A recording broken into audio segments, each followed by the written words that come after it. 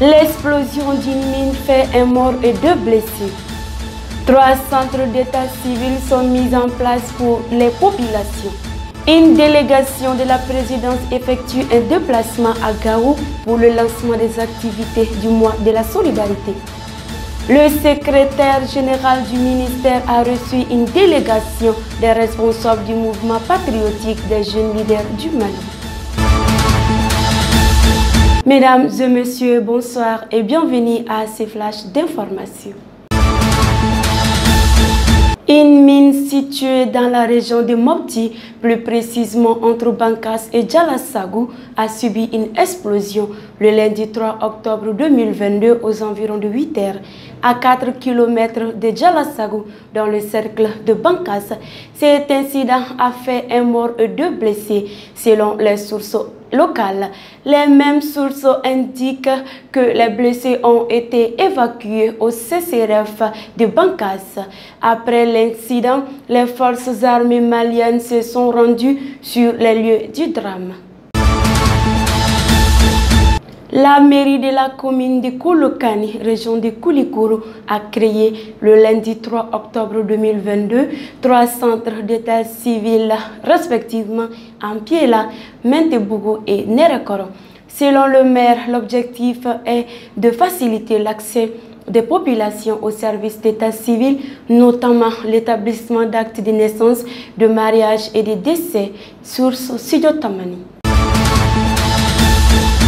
Une forte délégation de la présidence, conduite par la conseillère spéciale du président de la transition, le colonel Assimi Goïta, le colonel Assamba Diallo Touré, est arrivée à Gao hier mardi 4 octobre 2022. Elle a été accueillie par les autorités administratives de la région. Cette mission était venue dans la cité des Askia pour le lancement des activités du mois d'octobre, mois de la lutte contre l'exclusion au Mali. Une occasion de manifester la solidarité des plus hautes autorités de la transition aux personnes âgées de la ville. Ainsi, 100 kg de riz, 50 kg de sucre, 20 litres d'huile, un carton de pâtes alimentaires, un carton de couscous et un kit scolaire ont été offerts à chaque bénéficiaire. Très émus, les bénéficiaires ont remercié le président de la transition pour ses gestes. Après la cérémonie de la remise des kits, la délégation présidentielle s'est ensuite rendue au CCRF de Gao pour visiter les malades et leur remettre aussi des kits alimentaires et scolaires, tout en leur souhaitant prompt rétablissement. Les districts sanitaires d'Ansongo, d'Al-Moustara, de Gao et de Bourem ont reçu eux aussi des équipements médicaux de la part du chef de l'État. Le secrétaire général du ministère de la Sécurité et de la Protection civile, Oumar Sougouba, a, au nom de son chef du département, le général de brigade Daoud Ali Mohamedine, reçu en audience une délégation des responsables du mouvement patriotique des jeunes leaders du Mali.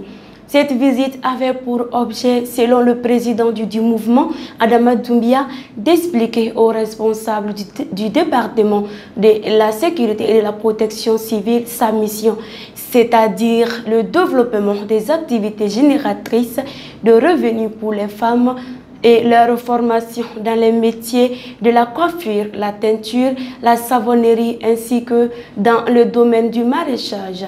À noter que ce mouvement patriotique des jeunes leaders attend accompagner les femmes dans les projets cités.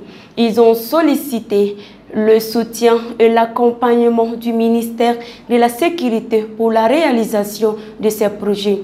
Le secrétaire général Oumar Sougouba a par ailleurs salué le dynamisme des jeunes et a rassuré que le ministre sera informé de l'audience. Mesdames et messieurs, c'est tout pour ces flashs d'informations. Merci d'avoir suivi et bonne soirée à tous et à toutes.